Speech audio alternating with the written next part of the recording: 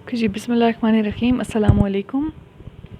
आज जो हम नेक्स्ट टॉपिक अब डिस्कस करने वाले हैं विजुअल बेसिक के अंदर ही, वो ये है कि अगर आपने विजुअल बेसिक की लैंग्वेज के अंदर मैथ के ऑपरेटर्स इस्तेमाल करने हैं तो फिर उसका क्या तरीका होगा।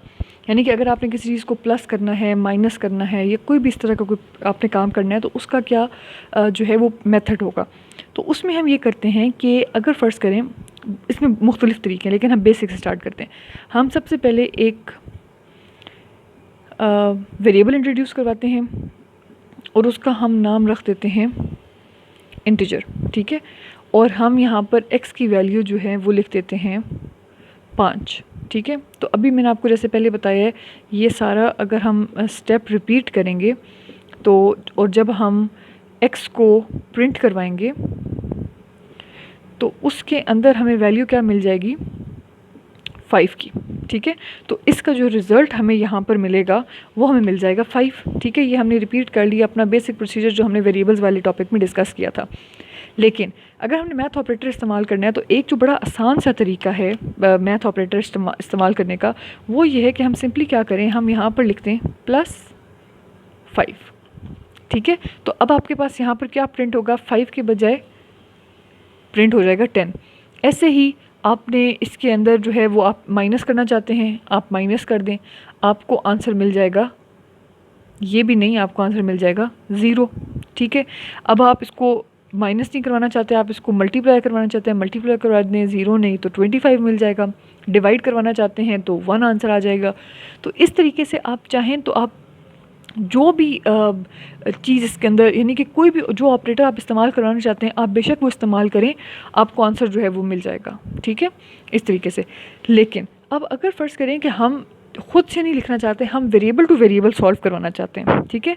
हम ये चाहते हैं कि हम उसको खुद ना बताएं कि तुमने प्लस करना है, माइनस करना है आपस में, या क्या करना है, बल्कि जो भी वैल्यू है उसको आपस में, जो वेरिएबल्स हैं उनको एक दूसरे के साथ सॉल्व किया जाए। तो फिर हम उसको किस तरीके से करेंगे, उसके लिए हमें क्या करना पड़ेगा कि हम लोग सिंपली जो है, उसके लिए हम सिंपली क्या करेंगे, सबसे पहले तो हम उसको डिक्लेयर करवाएंगे जो है ना हमारे पास वेरिएबल, ठीक है। जैसे फ़र्ज़ करें जब हम इधर की बात करें तो हम एक वेरिएबल ले लेते हैं x, इसको हम ले लेते हैं एज इंटीजर, और इसके अंदर हम वैल्यू स्टोर करवा लेते हैं 5 की,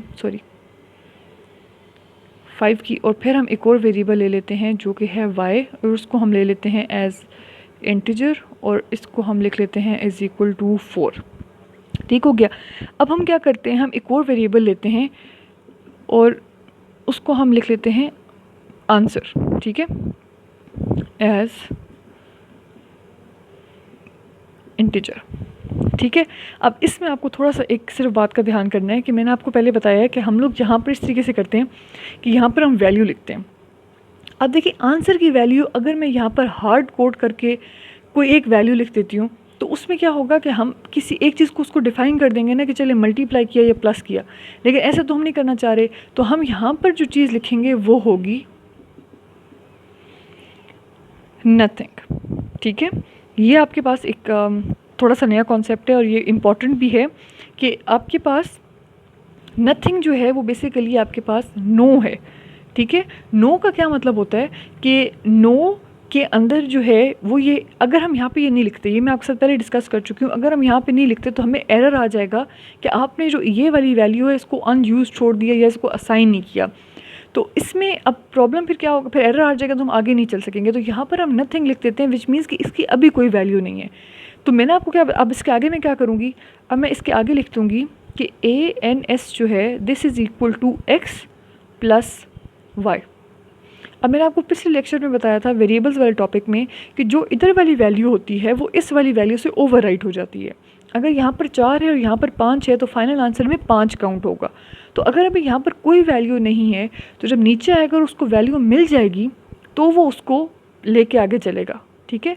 लेकिन अगर ये वैल्यू हम नहीं देते यहाँ पर इसको, या इसको नथिंग नहीं लिखते, उसका प्रॉब्लम ये होगा कि अगर हमें कभी भी कोई भी मतलब वो वो एम्प्टी रह जाएगा, ठीक है, वो आगे चलेगा ही नहीं, वो अनयूज्ड रह जाएगा। तो इसलिए हम इसको इस तरीके से जो है वो करवा लेते हैं। उसके बाद वही अपने बेसिक जो आपके स्टेप्स हैं वो आप रिपीट कर लेंगे। तो जब आप रिपीट करेंगे तो आपको, और सिंपली जो हम कर चुके हैं पहले कंसोल डॉट रीड लाइन, इससे क्या हो जाएगा, हमें रिजल्ट में क्या मिल जाएगा, 5 + 4 9 हमें यहाँ पर आंसर मिल जाएगा। यहाँ आप चेंज भी कर सकते हैं, प्लस के बजाय आप यहाँ माइनस करवा लें, आंसर 1 आ जाएगा। यहाँ पर आप करवा लें मल्टीप्लाई, आपको आंसर 20 मिल जाएगा। एक सिर्फ प्रॉब्लम ये है कि यहाँ पर अगर मल्टीप्लाई करवाएं हम, सॉरी डिवाइड करवाएं, डिवाइड करवाने में प्रॉब्लम ये होगा कि 5 को 4 से अगर हम डिवाइड करवाएं तो आंसर बनता है 1 पॉइंट समथिंग। लेकिन क्योंकि हमने जो ये आपके पास ये आंसर है, इसको हमने किस में सेव करवाया हुआ है, इसके अंदर टाइप कौन सी दी हुई है, इंटीजर दी हुई है। तो जैसे ही उसको रिज़ल्ट में नज़र आएगा 1 पॉइंट, फ़र्ज़ करें 1.5 उसको नज़र आया, तो क्योंकि वो तो इंटीजर है, ठीक है, उसको तो इंटीजर ही चाहिए, तो वो सिर्फ इसको ख़त्म कर देगा और सिर्फ पॉइंट से पहले वाली जो वैल्यू है 1 उसको ले लेगा। तो अगर आपने इसको, इस मसले को हल करवाना है तो उसका हल एक ये है, उसका सोल्यूशन ये है कि आप इंटीजर के बजाय यहाँ पर इसकी जो टाइप है वो डबल डाल दें। डबल का फ़ायदा ये होगा कि 1.5 है तो 1.5 में से फिर 1.5 ही आपको यहाँ पर शो करवा देगा और सिर्फ 1 जो है वो नहीं आएगा, ठीक है। तो ये एक तरीका है जिसकी मदद से आप इस तरह के काम जो हैं वो बआसानी कर सकते हैं। इसके अलावा जो छोटी छोटी सी और बातें हैं वो ये हैं कि आप वैल्यूज़ चेंज भी करवा सकते हैं, ठीक है। मतलब किस तरीके से, वेरिएबल के अंदर, अभी हमने वेरिएबल को वेरिएबल के साथ सॉल्व किया ना, पहले हमने क्या किया था, कांस्टेंट की वैल्यू ही थी और कांस्टेंट के अंदर ही कर दी थी, फिर हमने वेरिएबल के अंदर करके देखी है। अब हम एक और कर लेते हैं कि फ़र्ज़ करें कि मैं एक लेती हूँ डिम और इसको मैं कर लेती हूँ x और इसकी वैल्यू मैं ले लेती हूँ 11। अच्छा, इससे भी कंफ्यूज नहीं होना कि अगर x डबल था तो पॉइंट तो आया ही नहीं है, अगर पॉइंट ना हो तो वो ऑटोमेटिकली उसके एक्सट्रीम राइट पे जो है वो कर लेता है। अच्छा, इसमें अब क्या है कि अगर मैं यहाँ पर इसको फ़िलहाल प्रिंट करवाऊँ इस तरीके से x को, ठीक है, तो अब अच्छा इसको आगे चलते हैं। अभी तो मैंने यहाँ पर एक पॉइंट ये लिखती है, ठीक है। अब मैं क्या करती हूँ कि मैं एक और चीज़ लिखती हूँ और उसके अंदर मैं क्या करती हूँ कि x dot sorry console dot right line और इसके अंदर मैं लिख देती हूँ x + 24, कुछ भी आप कर सकते हैं। और एक लाइन हम और करते हैं और उसमें हम लिख देते हैं कंसोल डॉट, ये एक से छोटा सा कॉन्सेप्ट समझाने के लिए ये प्रोसेस मैं कर रही हूँ यहाँ पे। अब अगर आप यहाँ पर देखेंगे और इसको जब आप रीड लाइन करवाएंगे बारी बारी हर लाइन को, तो अब इसमें आपको क्या नज़र आएगा, स्क्रीन पे आपको नज़र आएगा 11 और 35 और अगेन 11, ठीक है। पॉइंट समझने वाला क्या है कि मैंने आपको पहले कहा था कि ओवरराइट हो जाती हैं वैल्यूज़, वो तब ओवरराइट होती हैं जब आप डायरेक्टली उनके अंदर कुछ आप उनको पूरी वैल्यू जो है वो चेंज कर देते हैं। अगर आप कोई मैथ ऑपरेटर लगाते हैं किसी वेरिएबल पर तो वो उसकी वैल्यू को मॉडिफाई ज़रूर कर देता है लेकिन उसको ओवरराइट नहीं करता, ठीक है। ये छोटे छोटे से पॉइंट्स हैं, इनको समझ लें कि अगर आप यहाँ पर मैं x की वैल्यू ही चेंज कर देती पूरी की पूरी तो फिर हमारे पास यहाँ पर रिज़ल्ट वही आता जो यहाँ पर आया था। लेकिन अगर मैंने कोई मैथ ऑपरेटर इस पर अप्लाई किया है और फिर उसके बाद इसको चेंज किया है तो अब इसमें हमारे पास ये वाला कोई मसला भी जो है वो नहीं आएगा और हमारे पास वही वैल्यू शो होगी जो पहले हो रही थी, ठीक है। तो इस तरीके से हम लोग अपनी जो वैल्यू है वो रिटेन भी करवा सकते हैं, ठीक है। उसमें ऐसा ज़रूरी नहीं है कि हम जो है वो चेंज करवा लें। और अगर हमने एक पैटर्न में इसको करवाना है तो इसका तरीका जो है इसका लिखने का ये होता है कि अगर आपने कोई चीज़ और भी लिखनी है साथ, जैसे हम यहाँ पर लिखना चाहते हैं इनिशियल वैल्यू इज़, अच्छा मैं इसको मुझे नीचे लेके जाना पड़ रहा है लेकिन एक ही लाइन में आएगा, इज़ 11, ठीक है, और न्यू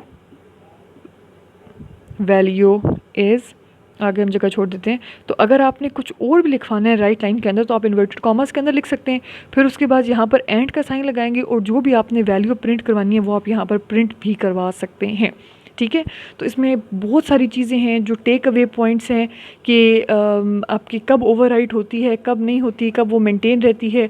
और फिर इसके अलावा अगर आपने एक लाइन के अंदर कुछ चीज़ इकट्ठी करवानी हो, यानी कि वेरिएबल भी प्रिंट करवाना हो और कोई लाइन भी करवानी हो, तो किस तरीके से हम जो है वो उसको करवा लेते हैं। तो ये था एक और छोटा सा टॉपिक मैथ ऑपरेटर्स का। आई होप कि आप लोगों को समझ आ गई होगी और इसको ट्राई भी करें विजुअल स्टूडियो का जो कोड है, जो सॉफ्टवेयर है उस पर। और बाकी इंशाल्लाह फिर हम नेक्स्ट लेक्चर्स में कंटिन्यू करेंगे। Thank you very much for watching.